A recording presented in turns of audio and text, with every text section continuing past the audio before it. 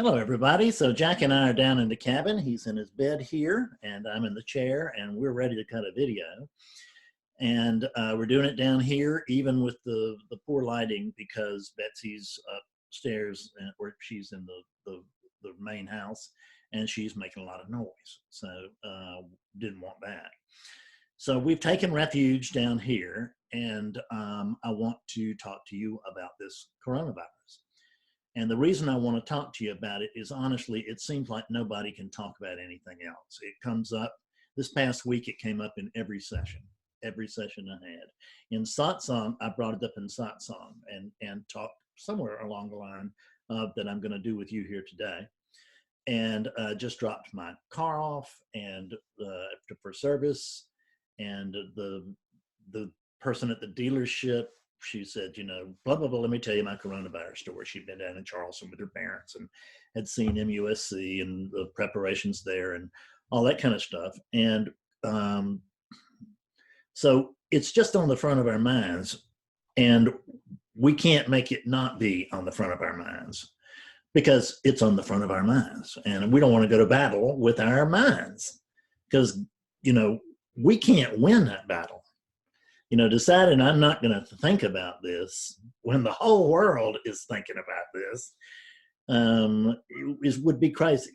So let's think about it, or talk about it, but let's think about it sanely and maturely, and try not to go off the deep end here, because this is just an event that's happened on this planet many, many times. Hasn't happened in modern times in a long time. But I want you, from the non-dual view, I just want you to notice that it's as if oneness has a rash. If you look at the globe and where they're pinpointing all of with the little lights, where they're pinpointing where this disease has spread, this virus has spread, and all this, then it really does. It looks pretty much like oneness has a rash. So let's think about it from the standpoint of oneness and not from the standpoint of the individual. Because let's be clear on something here. It's that non-duality is reality. I mean, the non-dual truth that's being taught here is not fanciful, nor is it being gleaned from books. This is what's coming out of this mouth, is what has been the experience here. Now, it hasn't been Fred's experience here because there's no Fred. So it's not Fred talking to you. This is awakeness talking to you. And it's not Fred talking to Jack or Jill. It's awakeness, or it's awakeness talking to awakeness. So awakeness, let's get a grip here for just a minute. So from the non-dual view, which is the view that we all should be taking right now, and I say should, we shouldn't be if we're not, but you know, but it does seem like it's an availability for those of us who are of this persuasion. Those of us who are thinking non-dually can notice that I can't find a problem here. I just can't find a problem. I mean, I know everybody is talking about the big problem, and that and they're talking about, you know, boy, it's just a major disaster, or it's just awful, or it's I don't get any of that. I really do not. What I get is that everything is as it is, right? And see, in order to know this was a disaster, you'd have to know what was supposed to be going on here. And fortunately, I'm just so ignorant that I don't know what's supposed to be going on here. I mean, I am so ignorant that you could convince me that what is going on here is what's supposed to be going on here. As a matter of fact, I think you'd have a great deal of difficulty in convincing me of everything else, of anything else. Wait a minute, Willie's wanting to get in. Let me let him in. Come on, baby. There you go. Good boy.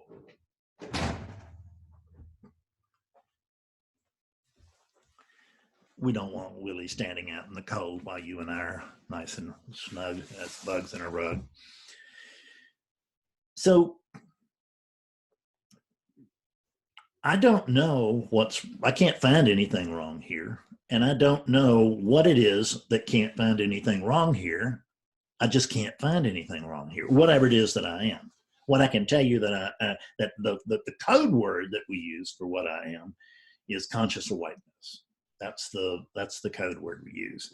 What is conscious awakeness? I don't know. Right? It is what it is from. It is this. It is this, and it knows it is this. And it is, and when I say this, I don't mean this cabin or this yard or this house. I mean this globe that we're looking at and all the other planets and all the stars, you know, and all the blades of grass outside. And let me tell you something about this, what is. Everything is okay. Everything really is fine. When I tell you that everything is fine, and I can promise you that everything is going to be fine as well. Now, I have no idea what fine looks like. None. Other than this, of course. I can see what fine looks like right now, but I can't like imagine what fine will look like in the future, because there is no future. There's only now. And what I can do is I can look right now and notice that everything is fine. And what I just have discovered is that this now that you actually are, you're not experiencing this now, you are this now itself. You are, there's just this. This is what you are. And you are, and there's just this as it is. There's no place, there's no reality where there's this minus, or certainly our reality is not that there's just this minus the coronavirus, or there's just this plus the freezer I wish I'd bought, or there's just this and plus the milk that I've got more milk, or whatever. It's just not so. And you are exactly as prepared as you're supposed to be. Now, that does not hold true for any moment but this one. For instance, what I noticed about 3 weeks ago was that Betsy and I were absolutely fine. I couldn't find anything wrong. I couldn't imagine anything going wrong, and I don't project much into the future because there isn't one. But I nonetheless had a feeling that, you know, maybe we should start doing some things, and so we did. We started doing some things. Just had a sense of things. So we, you know, just started buying some stuff and all that kind of stuff and getting prepared so that we wouldn't be part of the rush. So we just go ahead and have ours if anything happened, and we'd go ahead and have ours, and we wouldn't be forced to go out there and grab from our brothers and sisters, because I wouldn't know how to do that. I mean, I just wouldn't. And doesn't mean that the unit couldn't do it, but it wouldn't be, but wouldn't have anything to do with me. And I don't think the unit would do it, really. It's just, this unit's just, it's just too grateful. See, that's what I really find here today, is I find gratitude. You know why I find gratitude? Because everything is fine right now. And right now travels. Betsy and I discovered years ago, prior to either one of our awakenings, that we made a decision, actually. And it felt like we're making a decision. I mean, let's not try to get too non-dually precise. We made a decision that we wanted to be happy. And we decided we wanted to be happy forever. Because we were just so joyful. We were sitting in the bed one night. We were watching our little program. It was a Saturday night. We were holding hands. At that time, it wasn't dogs. It was cats were in the bed with us, and everything was good, just the way. I mean, it's just, that's what we do with Saturday nights, and it's just bliss. And not that this isn't, but it's a different form of bliss. So we were sitting there, and we just were so overjoyed. And I looked at Betsy and I said, you know, if we had $3 million, we were both broke and heavily in debt, just poor as rats. And nonetheless, I looked over at Betsy and I said, you know, if we had $3 million in the bank, it wouldn't be any better than this. It just couldn't be. And Betsy said, you're right. I mean, it couldn't improve this present circumstance. We don't need it. We're sitting in our bed. What do we need with $3 million? Right? We don't need $3. We don't need anything this moment. And what I notice is I don't need anything this moment. Meaning Fredness is not lacking in anything but this moment. I'm never lacking in any moment. I can't be lacking. I'm everything that is. See, there's just one thing going on. I'm it, you're it. Anybody can say it and be true, but everybody who says it is saying it from the very same position. We're saying it as oneness. You may think you're a Jack or a Jill pretending to be oneness as I ask you to do so, but the truth is that you're oneness pretending to be a Jack or a Jill. And when you take your correct position as oneness, I want you to tell me right now, can you find anything wrong here? I can't. I just can't. And neither can you if you look from the eyes of oneness. So if you're having difficulty with that, what I want you to do is we've always been used to looking at the world as this unit. I used to look at the world. I thought I was a Fred Davis for over 50 years. Little did I know, right? I mean, who knew? And so now what we can do is we can begin to look through these units.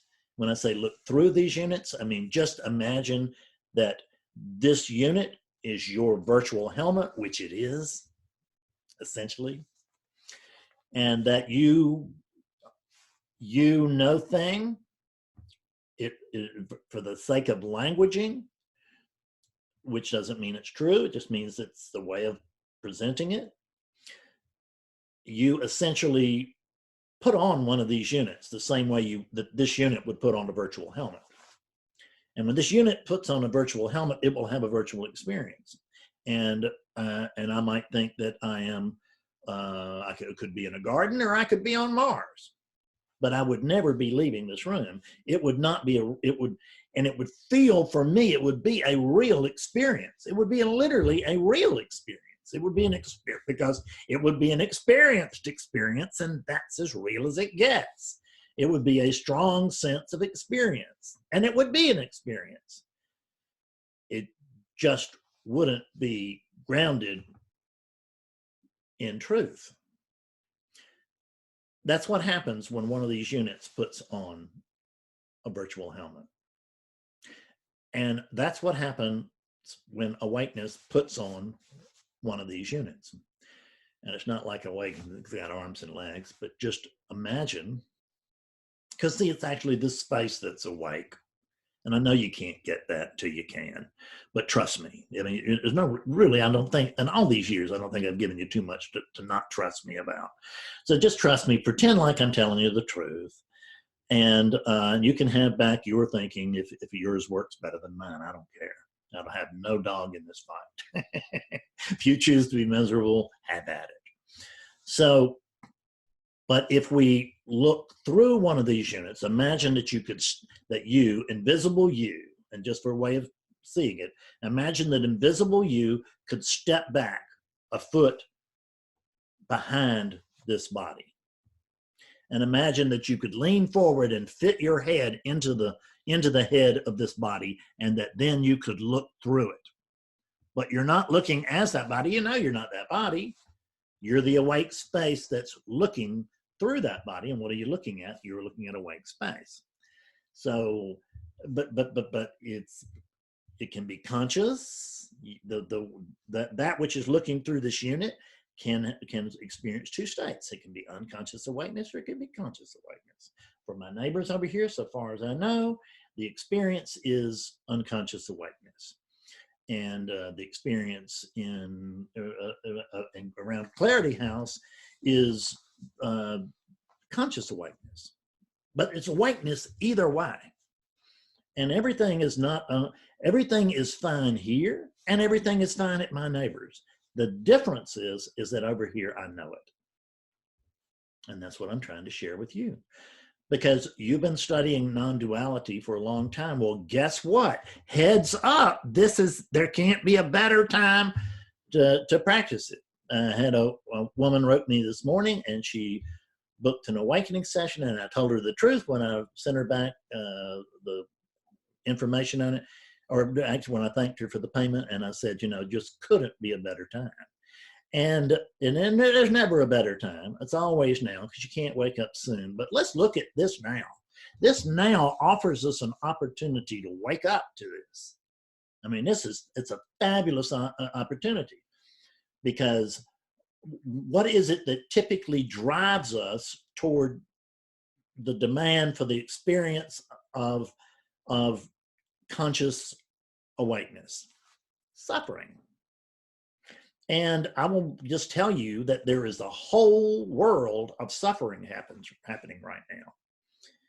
And it's just everywhere. It's, they've shut down all these countries, and they're sealing their borders, and they're closing schools, and they're doing all this kind of stuff. And everybody is really worried for no reason. See, everybody thinks that this moment is a model for the next moment, that it's a continuation really of this moment, and it's not. It's another moment. This moment is you can like wager that this moment is indicative of the next moment, and you'll probably win most of the time. But let's just notice that very, very really, most of the time, I think you'd lose in one way. But in the sense that I think I'm headed toward the kitchen and I end up in the bathroom, I thought I was going to the kitchen, and the body just went to the bathroom because that's what it demanded, right? So I didn't make a decision, gee, I think I'll go to the bathroom instead. I stood up and it went, we're going to the bathroom. So, and then now we'll go to the kitchen, get something else to drink so we can go to the bathroom again. So this moment is as it is. There's no comparison to this moment. We think there is. We think that this moment, we can compare this moment to the apparent preceding moment. And we can't, because that's fantasy. That's imagination. This is living truth. It's living truth. That's dead fantasy. And to look forward and see, oh my God, everybody's going to starve, and this is the way it all ends, and all this or whatever, or I'm not, I'm not prepared for this, or I'm not ready for this. You're ready. You're ready. Now, again, go take prudent measures. Go do what you can, fill up your car maybe. I don't know about that, but certainly go stack a few groceries in, maybe a bunch of groceries, and try to think about what else you could have on hand that would be handy, it'd be nice to have. So I'm not poo-pooing preparation for the possibility of this moment not being the model for the next moment. I'm actually making preparations for the fact that this model is not a model for the next moment. And I don't even have a model for the next moment, and neither do you. But the difference is I'm not imagining one, and plenty of you are. I really am not imagining a future. I have no idea what tomorrow will look like. I don't know what a month from now will look like. And I'm not wasting my time fantasizing, and I'm not wasting my time telling myself scary stories, and just so I can, be scared the way you do when you're a kid, because that's what we do. We tell ourselves scary stories. We believe them. We suffer from them. And then we come to non-duality to try to overcome the suffering that we're experiencing because we're believing what we just made up. That's Fred's 4 ignoble truths in a nutshell. We make stuff up Number 2, we believe it. Number 3, we suffer because we believe it. Number 4, we come to non-duality or come to spirituality, period, in hopes of overcoming the fear that we're experiencing because we're believing stories that we just made up. It's incredible. But that's what we do. That's the human way, right? Because we don't care about what is. Notice that what is just fine. What we care about is what we think about what is. And I got to tell you, this moment, it doesn't suit Fred's preferences, but hell, no moment really suits Fred's preferences. I mean, I just go through life having my preferences unmet as a unit. It's just bumping into, oh, this sucks and that's wrong.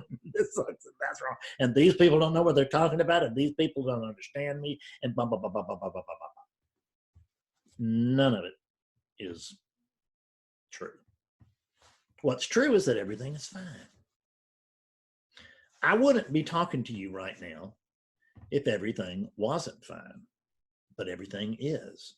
And everything, quote, is gonna be fine. What I mean is that it can't not be fine because we cannot fight the inevitable, whatever that is.